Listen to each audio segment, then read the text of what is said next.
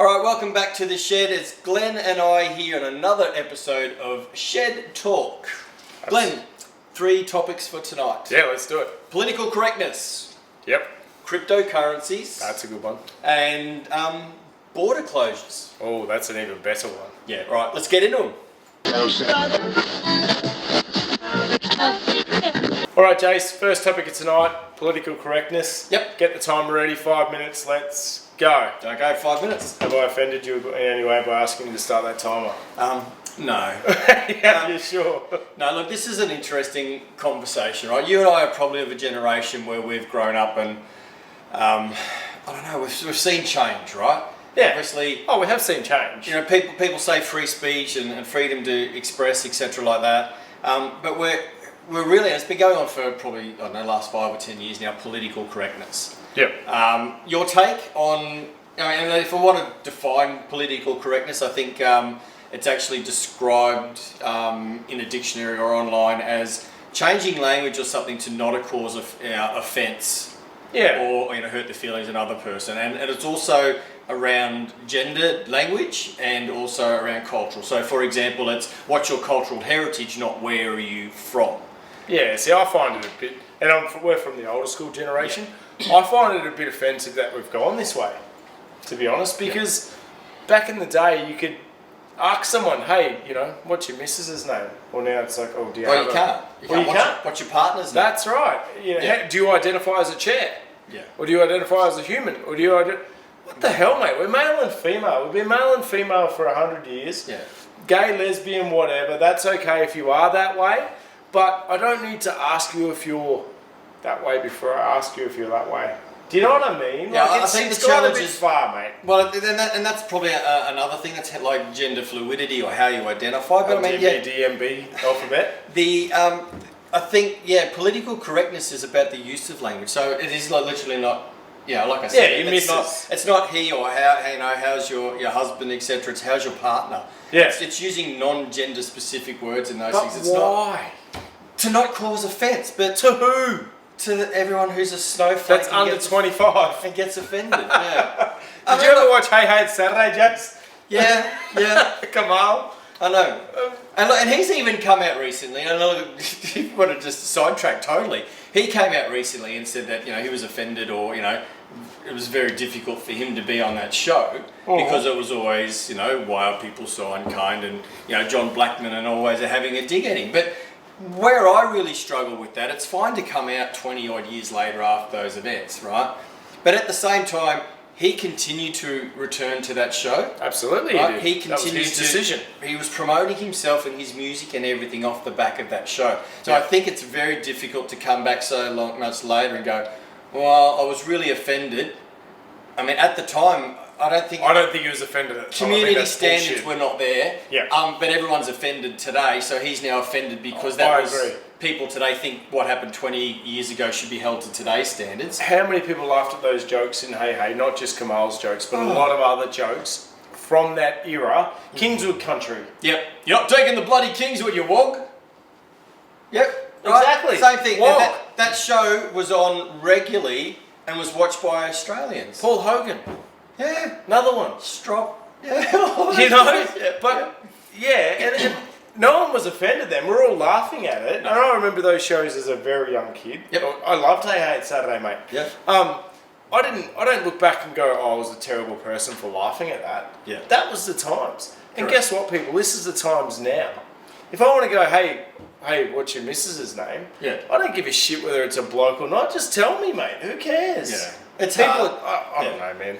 Like it's a really strange thing, but I think people profit off that. I really have trouble today of people today apologising for something that was socially acceptable or culturally acceptable. Well, it's bullshit. 20 odd years. You shouldn't have to. No. You should not have to apologise for something that happened that long ago in that era when it was that time it was accepted. Yeah. And that's how it was. But McDonald's sponsored that show, mate. They thought it was okay. Yeah. Big companies sponsored those things. Nike.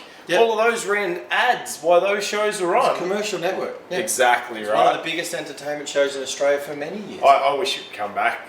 Get Grant Denny. Oh, to you can host it. still, well, I don't know. I know that they do release clips on Facebook. I have the DVDs, mate. But really? Oh, I love Hey Hey. Wow. Pluck a Duck. DVD. How good was Pluck a Duck? Pluck a duck, yeah. Not a chicken or a cow, pluck a duck. He's here right now. Yeah, I think something Apparently like that was Robin Bailey. But red faces as well. Red faces. How inappropriate is that? Could you imagine if Red Simons was on The Voice or something today and turned around to a contestant and said you're bloody useless, Yeah.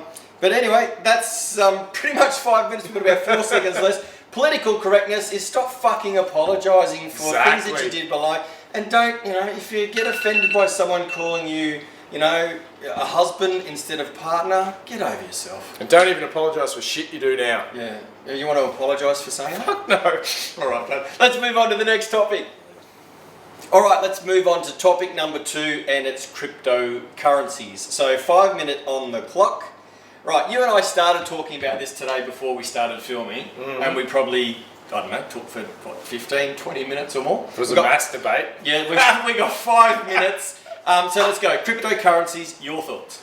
Well, I think they're good. Look, I know there's twos and fro's for everyone, but I agree that if I earn $1 here from working, and the guy in Indonesia's earned $1 from working an hour, why can't we go somewhere and buy something at the same rate? So, in other words, Amazon, I think, have come out and said that they might use some cryptocurrencies where you can buy things in their stores. So, if I spend $1 and an American spends $1, it's still $1. So, I've had to work $1 for that. He's had to work an hour for that to earn that $1. It's a global currency, and I think it'll stop the the American dollars are 73 cents Australian now. So if you go buy something from America, you're paying 30% more. It might stop that. Well, I don't think it will. And the reason for that is I think the value of $1 is different in every country, right? So let's take a euro, right? A euro is, let's say for argument's sake, it's $2 Australian, right? Yeah, but so why you're is saying, it $2 Australian? Well, I get what you're saying, but that's just the way that different countries value. Like we talked about printing money. If a country prints money, right, the value of their dollar goes down. Because otherwise, only if they tell people they printed money. Well, yeah. Well, where did it all miraculously come from? Where did the money come from originally? All of a sudden, a poor country that's just goes into a printing factory and prints billions of dollars is now the richest country in the world, and their dollar that they just printed, which is fake, is now the same value of the Australian dollar. No, but if they do that, if they're spending their money here, what does it matter? We're still getting money into our economy. Yeah, but I think the thing is that we actually operate on global markets, right? So let's say the US dollar is worth, we're at 73 cents, I think, at the moment. It's $1. So currently, when a US citizen buys into Bitcoin, right, their dollar is not equal to our dollar. Yes. So, and then when you've got a poorer country where, like our Australian dollar, let's say it's maybe an Asian country, I'm not across their currencies, but let's say that our Aussie dollar is for $1 buys, will actually translate to like $1.60 in there, right? So all of a sudden you're saying that our money that's worth more, our product, and because we pay wages, etc., on real cash, not out of Bitcoin, that country's dollar is now equalised? Yeah, but why can't we pay wages out of Bitcoin? Well, I just think that the way that the economic system is set up is that every country, right, their currencies are traded off. And that's why people trade in currencies, right? Yeah. The challenge, and I totally get where you're going with Bitcoin. It would be perfect, but I think... global... Correct, yeah. And global dollar for dollar. Exactly. But I think the challenge with it is because every country's currency is currently at a different valuation. How do you take the countries where, like the euro, which is might be worth more, how do you bring their currency down and then bring the poorer countries up so that is a common playing field? I think that's the biggest thing, right? And to your point, right, I totally get where you're going, because it would make sense that you turn around and you go, hang on, if I buy something here and it's worth $100, if I buy it in America, it's $100. Exactly. Right? But because of the currency of those different markets, that's just not reality, right? Yeah. And you've got to remember that governments at the end of the day, they want to take taxes and they want to, control things. And it's monetary policy. Like if Australia actually goes into a recession, typically what's going to happen is our dollar's going to go down. But if you're using your methodology of let's have a common currency, we could be in an economic crisis and the total shit, but our dollar is still on par with the US. That's right. And it just won't work because the way that markets work, the way that people have invested, banks, Australian reserve banks, etc., like that, and even just the way that economies work and governments want to, still take their taxes and control it. I don't think they'll want to see a market where you can basically. Of course they don't. So it's of course great. They might don't. be great for the consumer, but think about it. They tax us for when we earn it, when we save it, when we spend it. Every other opportunity, right? Our current currencies and banks and that are regulated. A system like Bitcoin. So at the moment, I think if you buy in, you can just spend that money, right? But if you take money out of that and turn it back into cash, you're getting taxed on it. Right? Is that in Australian law at the moment? In Australia, do you know? Of course it is. Yeah, you have to declare any earnings. So if you bought into Bitcoin and then let's say you put $1,000 in and it skyrockets and you walk out with $1,500, right? There's $500 is technically income to you. You've got to pay tax on that. So at what point did you, when you come out of the womb, when did you sign up to give the government 30% of your money? Mate, I think that's probably a discussion for another topic. No, but seriously. Mate, we live in society, that's our 5 minutes just to wrap. We live in a society where we have laws, like, when did I come into the world and want to say, well, I've got to pay rego, well, I've got to pay taxes, I've got to work for the rest of my life, right? Unfortunately, as a part of society that we live in, there's rules and regulations. Yeah, I think it can be changed. Well, hey, look, over time it will be. Yeah. Maybe new generations, new technologies and cryptos, but I think it's going to be a real challenge to equalise to get that currency. World currency, yeah. Yeah. Now, anyway, look, that's a really difficult one. I mean, if you're an economist and know more than what we do, Yeah, probably. comment below. But look, it's got some value. Yeah. And the buy-in rate of an Australian versus a US buying in is where the equaliser is. But yeah, I think the real challenge is having it uniformed across the world. Yeah. Anyway, so that's topic number 2. Let's head into number 3. All right, topic number 3, Jace. We're going to talk about border closures, and obviously between Queensland and New South Wales at the moment, we had some protests just over the weekend regarding this. What are your thoughts on it? All right, let's start 5 minutes. 5 minutes. Look, I believe in a federation, and I think federation's all about free borders and exchange between the states. We're really in a situation now where I think the country's divided. Every state premier thinks that they're like a prime minister of their own territory.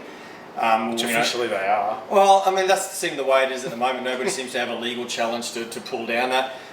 You've got WA out there who says that they're actually one of the freest states or communities in Australia at the moment. Yep. Because they've got a hard border, but I don't know how that's free if the people can't come and go outside of that border. I mean, they might be COVID free. But they're definitely not one of the freest. No. But your point, Gold Coast at the moment, we saw some heated. Far out. We've got border communities, right? And it's not just Queensland. You've actually got Albury-Wodonga, which is the Victorian New South Wales border. Yeah, that's right. Where we've actually grown as communities where, like Tweed is really like Gold Coast South. Well, that's right. People live in Tweed but own businesses in Queensland. Correct, and there's people in Queensland who have their specialists or their doctors in Tweed. Yep. There's even farms on the Queensland-New South Wales border that actually the land traverses into both states. Oh, really? I didn't know that. There you go. Yeah. And I even heard some of our townships out west where people who live on the southern side, their township, like their doctors, GPs and food supplies and everything, are in Queensland, but their property is just south. But they're so close to Queensland that because they can't enter Queensland for food in it, it's 500 kilometre drive in the other direction. Oh, you're kidding. No, right? But they're classed as New South Wales. So even though their community, their kids go to school in Queensland, they're parts of soccer clubs in Queensland, so border closures I think are really destructive. And I get the fact that New South Wales case numbers are different to Queensland. Yeah, but New South Wales are almost at what, 50%?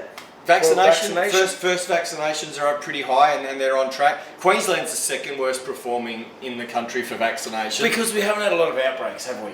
Well, people just aren't in a hurry. Do you know what I mean? They're not in a hurry. You're not in Sydney where there's 1,000 cases a day. Yeah. You're not in Melbourne where there's been up to 700 cases a day. Yeah. The fear, I shouldn't say fear because we are having, Yeah. but people aren't rushing out in Queensland because it's like, it's all down there. Well, look at WA, right? We just said that they're the freest, they're living pretty much COVID free, but they're the worst for vaccinations. Because they don't need it. No, they don't see an urgency. That's right. Yeah. But so what are we going to get to? 70%? Well, they're saying 70%, I believe, because National Cabinet agreed a while ago. The Doherty Institute put out some information. So at 70%, lockdowns can start ending, and state borders can open, and at 80% international borders. The problem that we're hearing now is our state governments are running around going, oh, well, but hang on, there's too much COVID in Sydney. We don't want to open our border up to New South Wales, because if we're only at 70% vaccinated, that's 30% of our population who are now vulnerable. So they're trying to say that, okay, we agreed to open up at 70% based on the evidence. Oh, but hang on, but that's when the cases were low, but now the cases are higher. So we're talking about mandatory masks, in Queensland here. They're saying that's our best defence. Kids in school still need to wear them. At the moment, when we've had double donut days and 0 cases here for ages, right? It's like wearing a helmet in the lounge room watching TV. Right? It offers no protection, right? If we're standing here at the moment in a community with no COVID, right, how is a mask going to protect us? It's only going to protect us if the virus is here. That's right, exactly. I agree. And I get that there's people coming over the borders, but realistically, I get that if we have cases and they're identified, wear the mask, right? Yep.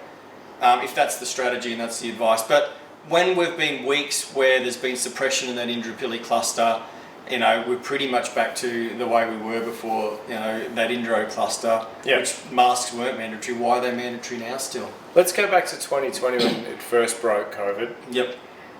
We just want to make sure the curve gets on the... Flatten the curve. Yeah. What the hell, man? We're going to expect 30,000 deaths in Queensland. We need to ramp up on ventilators. Yeah, all the bullshit, right? And at the moment we've had, I don't even know if we've had 2,000 cases. We keep hearing about, return travellers quarantine. And our death toll is at 7.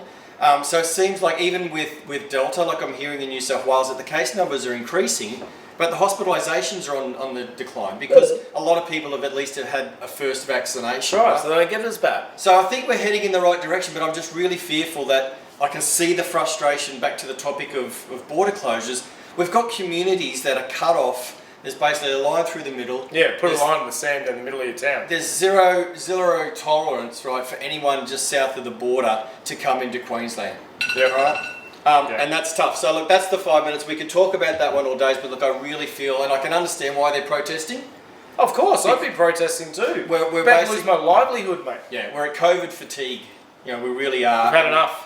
And I think, the community's starting to get a bit frustrated with the politics of it all.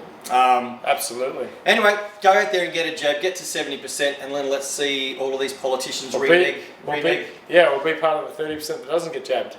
Yeah, well, is that you? Well, maybe. No. I'm not jabbed yet. No. Well, look, and the thing is, our 5 minutes is up, but I just want to make this point. If people choose not to get the vaccine, so be it, right? Yep. The challenge is the 70% or more that are vaccinated can't stay, locked up in their houses to protect those who are choosing not to get vaccinated. Agree, totally. Right? So, my opinion is, if we get to 70%, that's agreed. If you're choosing not to get the vaccination, don't lock down the rest of the country. That's right. To protect those who are choosing not to get it. Don't get your chicken pox. Yeah. All right, that's topic number 3. All right, that's another week of Shed Talk, Jace. 3 more topics we've hit off the list, and hope to see you next time. Thanks for watching. Just before you go, if you want to join the conversation, one of the topics tonight was actually sent in by one of our viewers. So send us what you want us to talk about. We'll put it on the list and we'll discuss it. And if you've got any thoughts on what we've talked about tonight, join the conversation. Absolutely. And make sure you share this content, because everyone who watches it is a potential supporter who can buy merch, subscribe to our channel, and support us to help us on our mission to raise money. And check out our website. That's it, the tentshed.com. That's just been launched recently as well.